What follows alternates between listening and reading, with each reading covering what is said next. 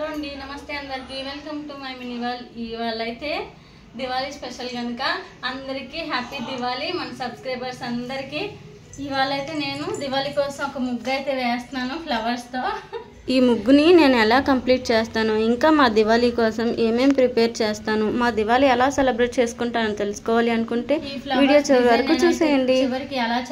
ఆలోపు ఎవరైతే మన వీడియోస్ చూస్తూ ఇంకా సబ్స్క్రైబ్ చేసుకోకుండా ఉన్నారో ప్లీజ్ సబ్స్క్రైబ్ చేసి లైక్ చేసేయండి.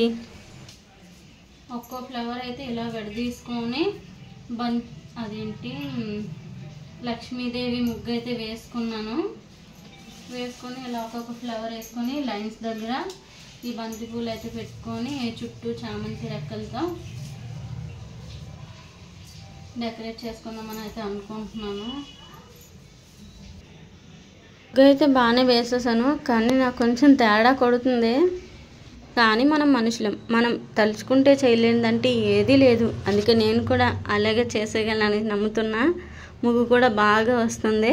ఇప్పుడు చూస్తే కొంచెం నమ్మకం అయితే వచ్చింది. ఫ్లవర్స్ వేయగానే కొంచెం చూడడానికి అయితే బాగుంది కదా. ఫ్లవర్ ముగ్గు నేను ఎలా డెకరేట్ చేస్తున్నానో చూసేయండి. ఆలోపు నేను మీకు ఒక కథ చెప్పేస్తా. ఒకానొక ఊరిలో రమ్య, రేవతి అని ఇద్దరు తోటికోడలు ఉండేవాళ్ళంట. వాళ్ళేంటో పోట్లాటే వాళ్ళ జన్మ హక్కు అన్నట్టు రాజ్యాంగంలో ఏదో రాసి పెట్టేసినట్టే పోట్లాడుతూనే ఉండేవాళ్ళంట. అయితే ఒకరోజు రమ్య పొద్దున్నే నిద్రలేచి బయటికి రాగానే రేవతి మొహం చూసి, అమ్మో నువ్వు కనిపించావా, నీకంటే నల్లపిల్లి కనిపిస్తే బాగుండేమో, నీ మొహం చూస్తే అంతా అశుభమే నాకు ఈరోజు అనగా రేవతి అందంట, అబ్బబ్బో ఆపమ్మ, నీ మొహం ఏదో దీపంలో వెలిగిపోయేలాగే. పోయినసారి మన పక్కింటి ఆంటీ బయటికి వెళ్తుంటే నువ్వు కనిపించి ఆవిడికి జరిగిన యాక్సిడెంట్లో 2 కాళ్ళు పోగొట్టుకుంది. నీ మొహం అంతకంటేను, నీ మొహంతో పోల్చుకుంటే నా మొహం కొద్దిగా పర్వాలేదు అని అందంట. ఆలోపే ప్రశాంతంగా పడుకున్న అత్త నిద్రలేచి, అబ్బబ్బా ఆపండే, పొద్దున్నే ఏంటి మీతో ఇది అంటే, ఆలోపు పెద్ద కోడలు ఎందంట, నేనేం కాదంతయ్య, గోలంతా నీ చిన్న కోడలే అనగా చిన్న కోడలు, ఆపవే, పొద్దున్నే నీదేమన్నా సుప్రభాతమా, కంచు మోగినట్టు మోగుతున్న ఊరి చివరి వరకు నీ అరుపులు వినిపిస్తుంటే పిల్లలందరూ నీ అరుపులకి ఏడ్చి గోల చేస్తున్నారు. నువ్వు నీ గాడిద గొంతు అనగా, ఆపు, నువ్వు నీ బర్రె గొంతు, నువ్వు నన్ను అనాలా అని అందంట. గొడవ విని అత్తగారు, భగవంతుడా, ఏ జన్మలో నేను ఏ పాపం చేశానో ఆ పాపం నన్ను కోడళ్ళగా ఈ రూపంగా తగులుకుందా అని అనుకుందంట.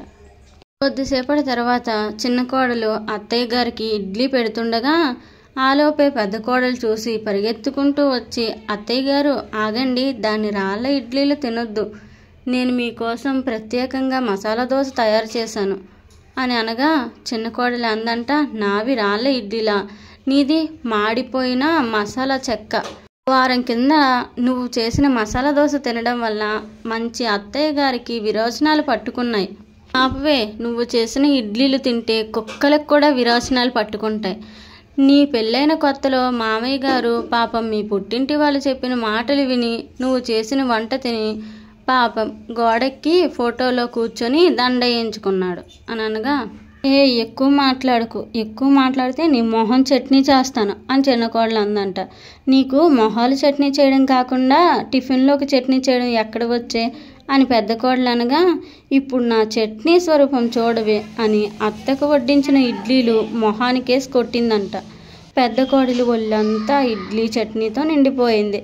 అలాగే ఈ పెద్ద కోడలు ఏమన్నా ఊరుకుంటుందా, తను చేసుకొచ్చిన మసాలా దోశ చిన్న కోడల మీదకి వేసి కొట్టిందంట. చిన్న కోడలు ఒళ్ళంతా మసాలా అంటుకుందంట. అలాగే జరుగుతూ ఉండగా ఒకరోజు అత్తగారు బయటికి వెళ్ళి ఇంటికి వెళ్ళడానికి లేట్ అవుతుంది. ఆలోపు నా కోడళ్ళు ఇల్లంతా పెంట చేస్తున్నారేమో అని ఆలోచించి బయలుదేరి వచ్చేలోగా కోడళ్ళు ఇద్దరూ కలిసి ఒకరికొకరు జడలు వేసుకొని ముచ్చట్లు చెప్పుకుంటున్నారంట. అత్త అది చూసి షాక్ అయ్యి, ఏమైందే మీ ఇద్దరికి అని అడగగానే, ఏమీ లేదత్తమ్మ, ఈరోజు కోడలి పండగంట, కోడలు అన్యోన్యంగా ఉంటే ఆ కుటుంబం చాలా సంతోషంగా ఉంటుందని విన్నాము.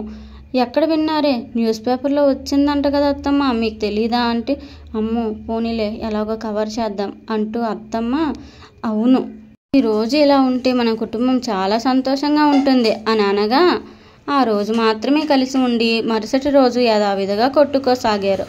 ఒకరోజు దసరా పండుగ రాగా ఊరి పెద్ద ముగ్గుల పోటీనైతే నిర్వహించారు. అందులో 2 కోడళ్ళు పాల్గొన్నారంట. రోజు ఒకరి ముగ్గు ఒకరు చెరుపుకుంటూ ఉండేవాళ్ళంట. అయితే ఒక్కరోజు కూడా ఊరి పెద్ద వీళ్ళు ముగ్గే చూడలేదు. అలా పండగ రోజు రాగానే ఊరి పెద్ద ఒక ఆవిడికి గిఫ్ట్ అయితే ఇచ్చారంట. అది చూసి వీళ్ళిద్దరూ ఊర్లో అందరికంటే మేమే కదా పెద్ద పెద్ద ముగ్గులు వేసాము అని అడగగా ప్రెసిడెంట్, ఆపండమ్మా, మీ ఇంటికి వచ్చినప్పుడు ముగ్గులంతా చిందరబందరగా ఉంటుండేవి, ఎక్కడ మీరు ముగ్గు వేసిందే నేను చూడలేదు అని అనగా అప్పుడు 2 కోడళ్ళు తెలుసుకొని వాళ్ళ బాధ్యత అప్పటి నుంచి కలిసిమెలిసి ఉంటున్నారంట. ఇదే ఈ కథలో నీతి. మన తోటి కోడళ్ళు కాకుండా అక్కా చెల్లెళ్ళుగా ఉంటే మన కుటుంబం అంతా చాలా సంతోషంగా ఉంటుంది. కథలో నీతి అందరికీ అర్థమయ్యే ఉంటుంది. నేనైతే దివాళీ రోజు ఈవినింగ్ ఇలా మా ఇంటి దగ్గర ముగ్గు అయితే వేస్తున్నా. ఇక్కడ ముగ్గు వేసి నేను మా అమ్మ వాళ్ళ ఇంటికి అయితే బయలుదేరి వెళ్ళిపోతున్నా. మా వీడియోస్ కనుక మీకు నచ్చినట్లయితే కంటిన్యూస్గా మా వీడియోస్ చూడాలి అనుకుంటే లైక్ చేయండి, షేర్ చేయండి, సబ్స్క్రైబ్ చేసి సపోర్ట్ చేసేయండి. Thank you for watching. మరో వీడియోలో కలుద్దాం. అంతవరకు సెలవు. బాయ్.